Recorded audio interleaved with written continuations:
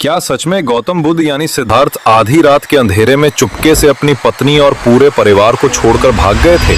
यही कहानी तो फिल्मों, सीरियल्स और कार्टून मूवीज ने दिखाई है, पर असल सच बुद्ध और उनका धम्म ग्रंथ में लिखा है। और आज वही सच मैं आपको बताऊंगा। दरअसल सिद्धार्थ के शाक्य वंश और उनके पड़ोसी राज्य कोलिये के बीच रोहिणी नदी के पानी को लेकर झगड़ा भड़क उठा। संग में युद्ध लड़ने का प्रस्ताव आया, पर सिद्धार्थ ने कहा युद्ध से समाधान नहीं होगा, पर किसी ने भी उनकी बात नहीं मानी। नियमों के तहत उन्हें 3 विकल्प दिए गए, फांसी, संपत्ति जब्ती या देश निकाला। सिद्धार्थ ने शांत स्वर में कहा, मैं युद्ध में नहीं जाऊंगा, मैं देश छोड़ दूंगा। इसको गहराई से जानने के लिए पिछली वीडियोस जरूर देखें। अब जब वो अपने महल में लौटे तो महल में सन्नाटा था। सिद्धार्थ के पहुंचने के पहले ही ये खबर महल तक पहुंच गई थी कि सिद्धार्थ देश छोड़कर चले जाएगा। उनके पिता राजा शुद्धोधन ने कहा, हम युद्ध के परिणामों की बात करते थे, पर मैंने नहीं सोचा था कि तुम इस हद तक चले जाओगे।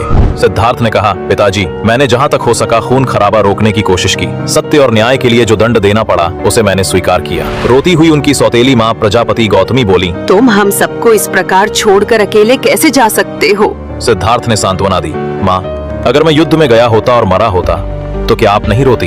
अब मैं युद्ध नहीं, शांति के मार्ग पर जा रहा हूँ, यही सच्ची वीरता है। शुद्धोधन बोले, थोड़ा रुक जाओ, शायद संघ अपना निर्णय बदल दे। सिद्धार्थ ने दृढ़ता से कहा, नहीं पिताजी, मैंने वचन दिया है, यदि मैं पीछे हट गया तो शांति भी मर जाएगी। फिर वो यशोधरा के कमरे में पहुंचे। उन्हें लगा कि यशोधरा बहुत रो रही होगी, लेकिन यशोधरा तो बिल्कुल शांत थी। उसने कहा, यदि मैं तुम्हारी जगह होती तो मैं भी यही करती। मैं तुम्हें अनुमति और समर्थन देती हूँ। यदि राहुल ना होता तो मैं भी तुम्हारे साथ सन्यासिनी बन जाती, पर मैं उसे छोड़कर नहीं जा सकती। मैं उसकी और माता पिता की देखभाल करूंगी। जब तक मैं जिंदा हूँ राहुल सुरक्षित रहेगा। तुम बस लौटकर मानवता के लिए कुछ ऐसा लाना जो सभी के कल्याण का कारण बने। सिद्धार्थ इससे बड़ा प्रभावित हुआ। इससे पहले उसने कभी नहीं जाना था कि यशोधरा इतनी साहसी थी, इतने वीर भाव से समन्वित थी और इतनी अधिक उदार थी। आज ही उसे पता लगा कि वो कितना भाग्यवान था कि उसे यशोधरा जैसी पत्नी मिली थी। आज भाग्य ने दोनों को अलग अलग कर दिया था। सिद्धार्थ ने राहुल को उठाया, माथे पर चूमा और कहा, अब चलने का समय है। और उस रात जब एक पिता ने अपने पुत्र को देखा, शायद आखिरी बार, इतिहास का सबसे बड़ा